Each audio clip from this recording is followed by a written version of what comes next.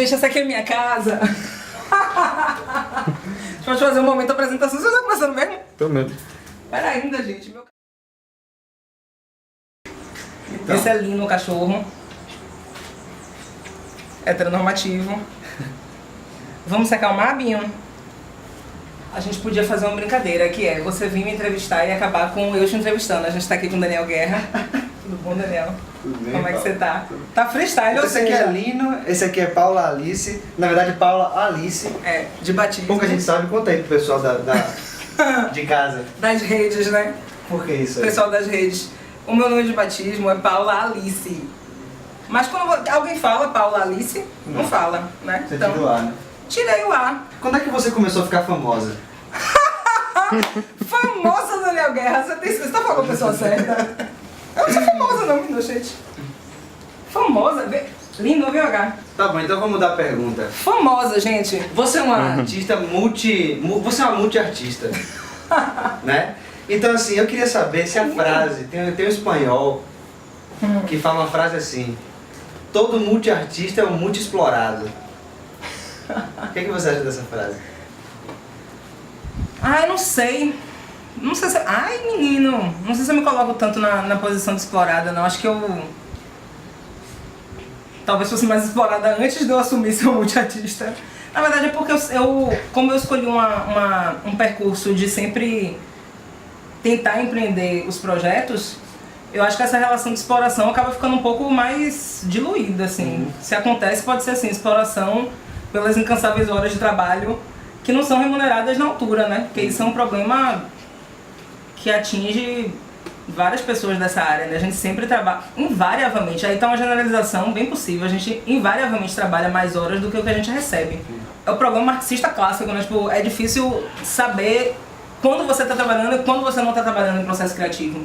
Parte do que aconteceu nos últimos anos na Bahia, com a onda dos editais e a possibilidade de você artista comum, você artista que está ali tentando entender o que está se passando no mundo, conseguir entender minimamente os mecanismos, acho que fez com que vários artistas se tornassem também produtores, né? Porque em vez de você... Olha, eu quero fazer a piada, em vez de você ficar pensando nele, você senta e vai fazer seu projeto, né? Tipo assim, eu sempre cultivei muitas parcerias, então nunca fiz um projeto totalmente isolado numa ilha. Então normalmente você acessa os parceiros, propõe ideias, vai trabalhando junto e constrói o projeto.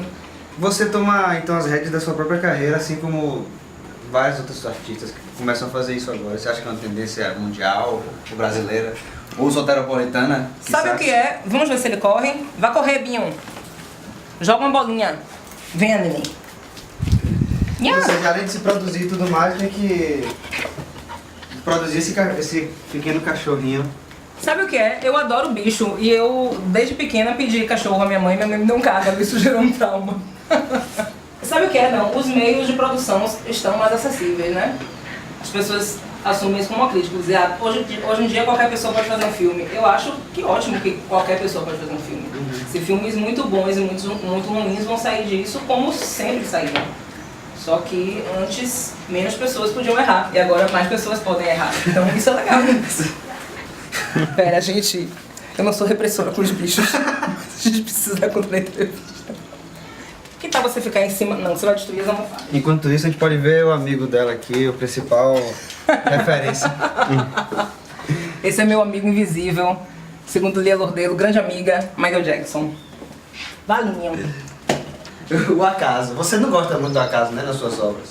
Depende. Tinha Pogobol que era basicamente um acaso venceu. Sim. E é desesperador. Se você botar uma arma na minha cabeça e disser volte com Pogobol, eu vou dizer, mas de jeito nenhum. Acho que foi a coisa mais difícil e sempre constrangedora que eu fiz na vida. Constrangedora sim, porque é difícil você se colocar... Porque o espetáculo era assim,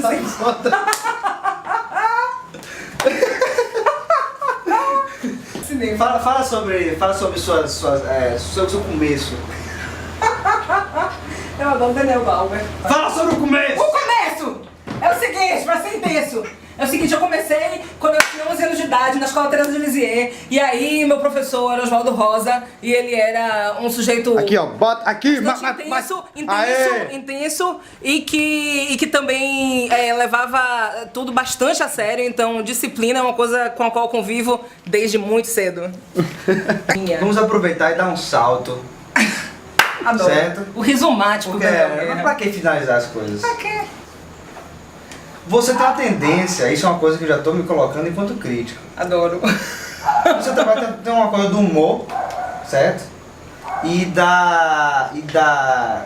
Uma coisa de absurdo. Mas não seria o teatro absurdo aqui. É o nonsense. Nonsense. Isso vem, você percebe que vem de algum, você percebe alguma...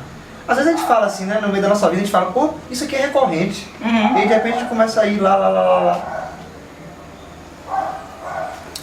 Jorge Alencar, né, sempre dizia isso, né, ele ficava brincando que eu era Nonsense Queen, era o meu apelido humildemente, porque isso era uma coisa que começou, deve certamente ter começado como uma piada, uma conversa extra sala de ensaio, que vai tomando a sala de ensaio, né, porque a gente tinha muito essa característica, como a gente convivia muito fora do palco e fora da sala de ensaio, as piadas, o humor, a melancolia, tudo que era vida também acabava estando ali na pauta da observação, né?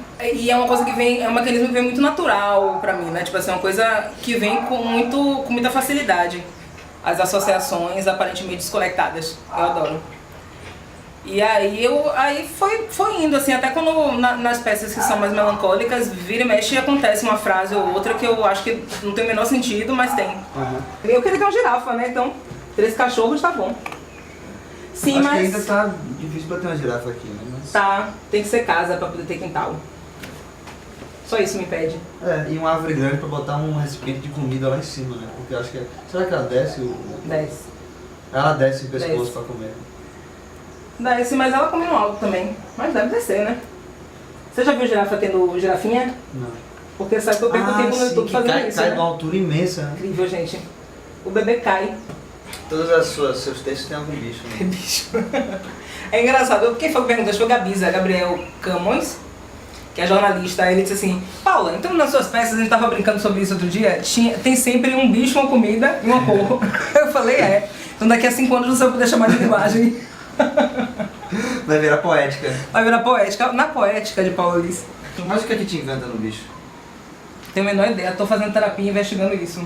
Eu comprei um tarô, 2 tarôs, né? Um tarô que são de cartas xamânicas, porque o xamanismo tem essa relação com elementos da natureza, né? Que pra mim, como são coisas bem palpáveis, eu consigo me relacionar melhor.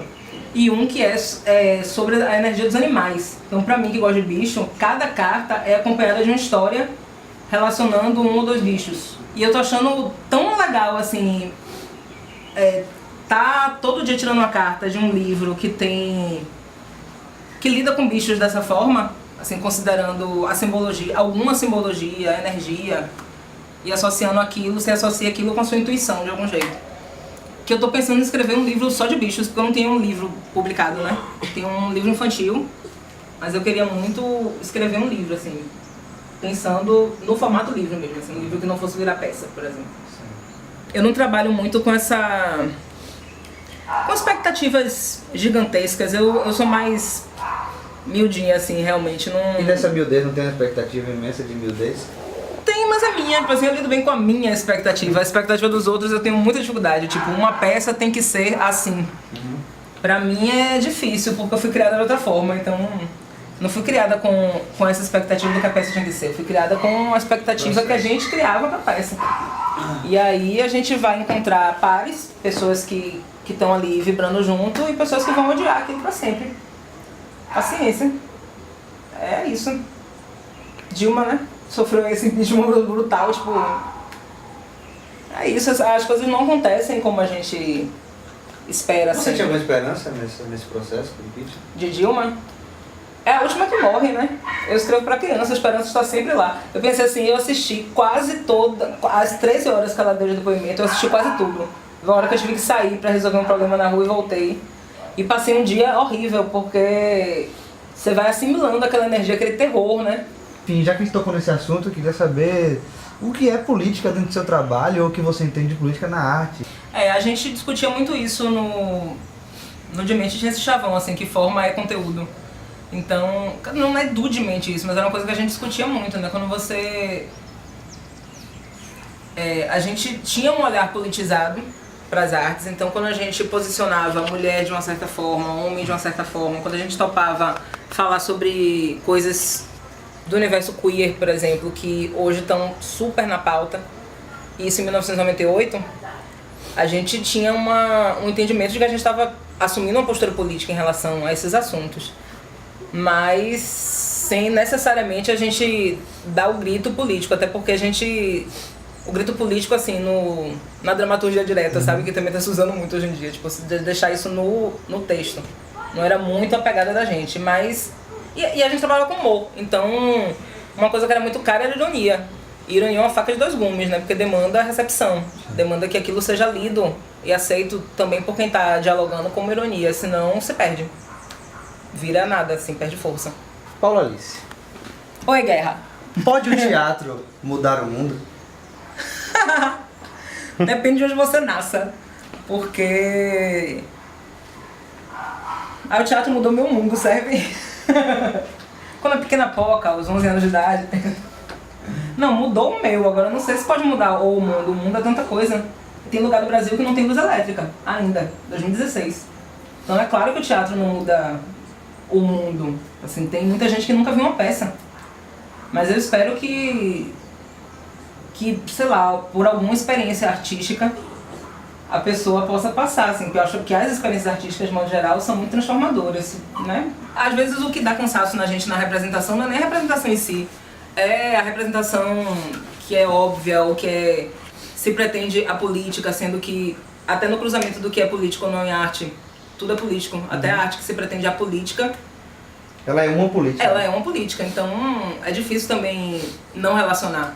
Mesmo que não seja um posicionamento circunscrito na fala, no que está ali, ainda assim é a leitura, né, que a gente exerce, a gente olha dessa forma.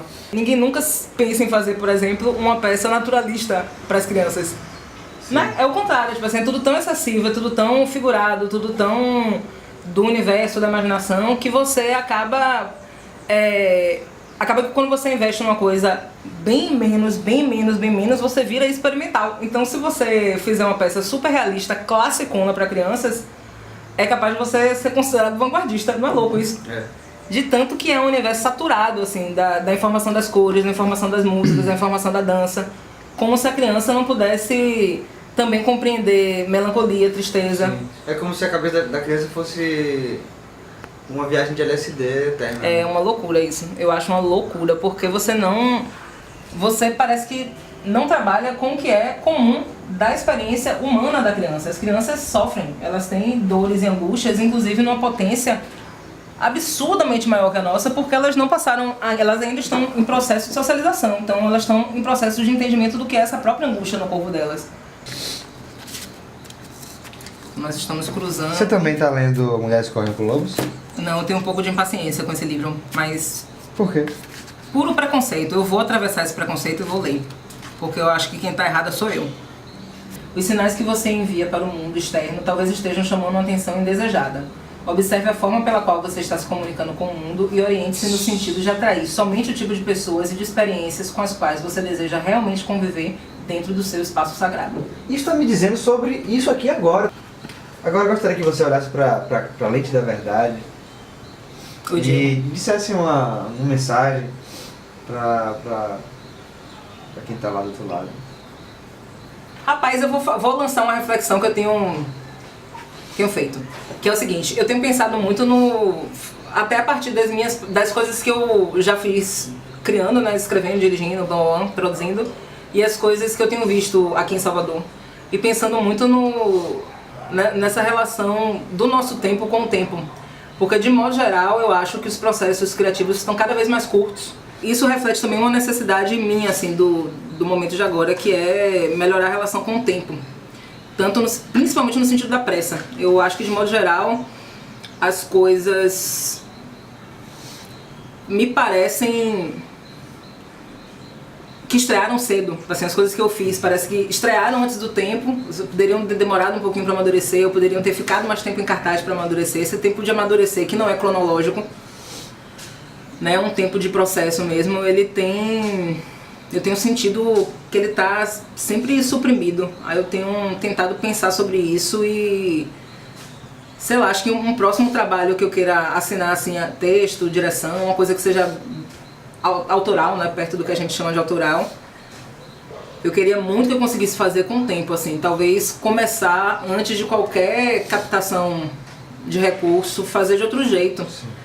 Porque isso é uma coisa que eu acho que é necessária pra gente, pra qualquer pessoa e pra gente que cria especialmente, né, que é você não achar o tempo certo das coisas, tipo assim. Então isso Priscila, que era uma questão de Priscila também da última peça, né? Que é, as coisas têm um tempo certo que é insondável. Então saber que tempo é esse, ter tempo de amarrar direitinho, ter tempo de criar, esse tempo da criação, eu queria que fosse mais fluido, assim, a gente pudesse conquistar, porque aí, ó a frasona, tipo, tempo é uma conquista, né, não, Binho? Excelente. É muito bizarro se eu acabar com uma frase minha. É bizarro, Não, né? não é não. Não é bizarro. Não é gente. não, é bom. É bom. Eu escrevi na peça. Ainda vem de seu peixe. Eu escrevi na peça que vermelho é importante. Eu vim toda de vermelho porque é importante. Você pode fazer uma leitura comunista disso, ou não. Você pode fazer uma leitura amorosa.